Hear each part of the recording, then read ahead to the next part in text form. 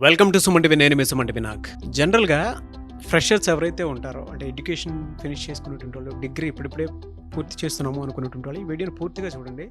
2025లో కనుక మనం చూసుకుంటే ఐటీ వైపు రాణించాలి అనుకునేటువంటి వాళ్ళకి ద బెస్ట్ ఆపర్చునిటీస్ అయితే ఉన్నాయని చెప్పేసి చెప్తూ ఉన్నారు. సో కోడ్జ్ఞాన్ నుంచి ఈరోజు మనతో పాటు సాకేత్ గారు ఉన్నారు. సో సాకేత్ గారు మాట్లాడండి, తెలుసుకుందాం. హలో సాకేత్ గారు. హాయ్ అండి. సార్, జనరల్గా ఫ్రెషర్స్ ఎవరైనా సరే ఇప్పుడు డిగ్రీ ఫినిష్ చేద్దాం అనుకునేటువంటి వాళ్ళు రెడీగా ఉన్నారు. అవును. సో ఏ స్కిల్స్ నేర్చుకుంటే 2025లో హై డిమాండ్ ఉంది, అంటే ఇటు సాఫ్ట్వేర్ వైపు రాణించాలి అనుకుంటే అండ్ ఆ కోర్స్ ఎన్ని డేస్ చేస్తే సరిపోతుంది?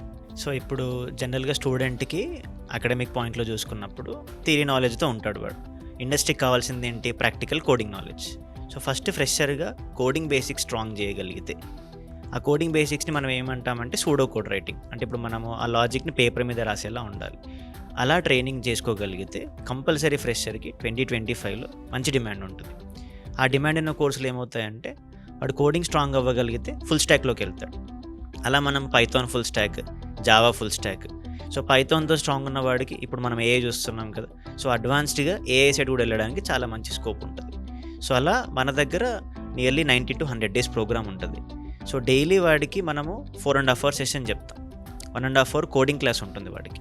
ఎందుకు? వాడు ప్రియర్గా బేసిక్స్ ఏమి ఉండవు. సో మనం స్ట్రాంగ్గా ఫస్ట్ బేసిక్స్ నుంచి స్ట్రాంగ్ చేపిస్తాం. యాప్టిట్యూడ్, ఎందుకంటే పిల్లలందరికీ మ్యాథ్స్ భయం ఉంటుంది, ఎందుకంటే కోడింగ్కి మ్యాథ్స్ చాలా చాలా ఇంపార్టెంట్.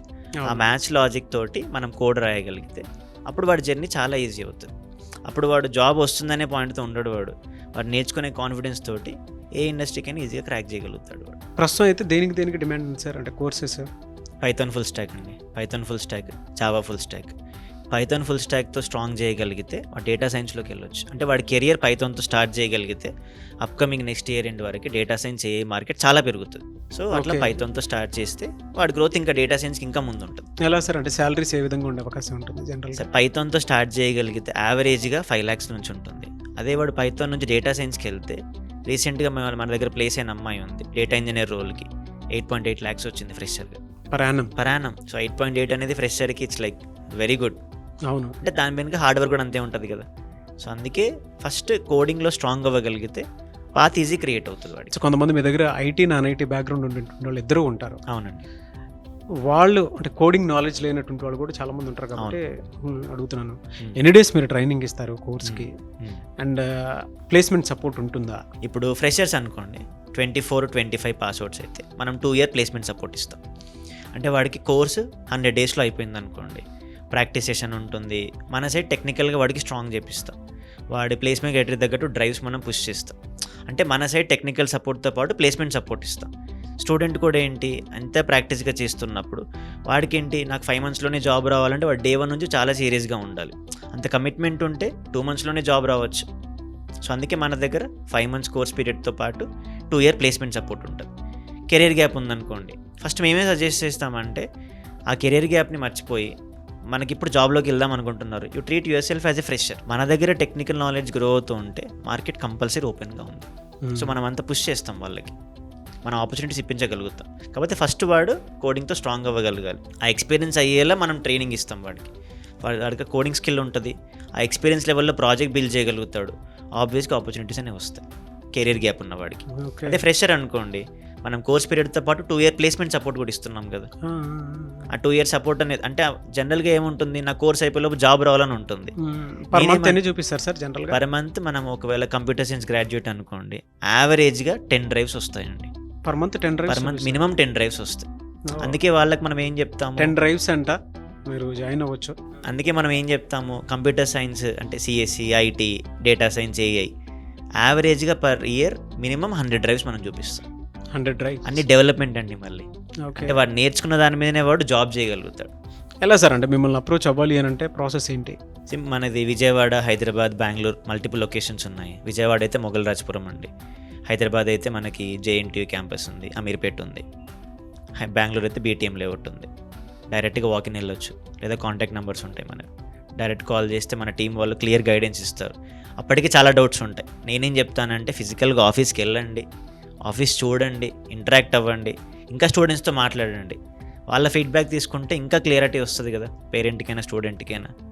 సో 1 step in అయితే దెన్ దే విల్ అండర్స్టాండ్ అసలు నిజంగా ఉందా, ఎలా ఉంటుంది ట్రైనింగ్. పిల్లల ఫీడ్బ్యాక్ నుంచి కూడా తెలుస్తుంది కదా వాళ్ళకి. సో అందుకే ఫిజికల్గా వెళ్ళి కలిస్తే వాళ్ళకి ఇంకా క్లారిటీ వస్తుంది. సో అది నేను సజెస్ట్ చేస్తాను.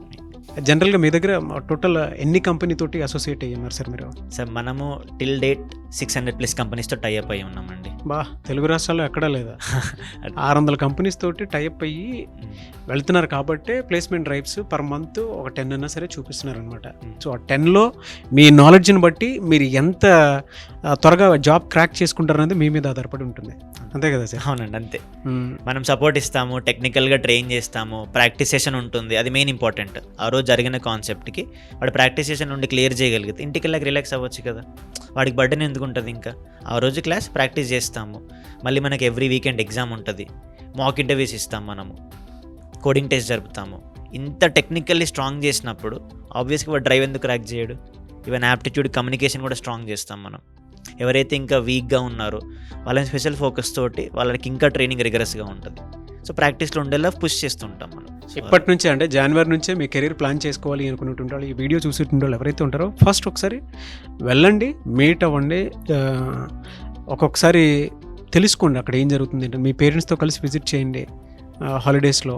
కోడ్ని ఒకసారి విజిట్ చేయండి. విజయవాడ, బెంగళూరు, హైదరాబాద్లో ఉంది. సో హైదరాబాద్లో అయితే 2 ప్లేసెస్లో ఉన్నాయి. కేపీహెచ్పి మెట్రో స్టేషన్ దగ్గర ఉంటుంది. మీకు ఎవరైనా సరే విజిట్ చేయాలనుకున్నటువంటి వాళ్ళు సాఫ్ట్వేర్ జాబ్ కనుక మీకు కలిగితే వెంటనే స్క్రీన్ మీద కనిపిస్తున్నటువంటి కోడ్ డెస్టినేషన్ నెంబర్కి కాల్ ఆర్ మెసేజ్ వాట్సాప్ చేసి వెంటనే ఎన్రోల్ చేసుకోండి. But this is the time. ఎందుకంటే ఐటీ నాన్ ఐటీ బ్యాక్గ్రౌండ్ తోటి సంబంధం లేదు. కోడింగ్ నాలెడ్జ్ కనుక మీకు తెలిసి ఉంటే సరిపోతుంది. ఆ కోడింగ్ నాలెడ్జ్ అనేది కోడ్ జ్ఞాన్ నుంచే డెఫినెట్గా మీకు దొరుకుతుంది అనమాట. ఎనీవేస్ థ్యాంక్ యూ అండి. Thank you so much Saketh గారు. Thank you sir. Thank you.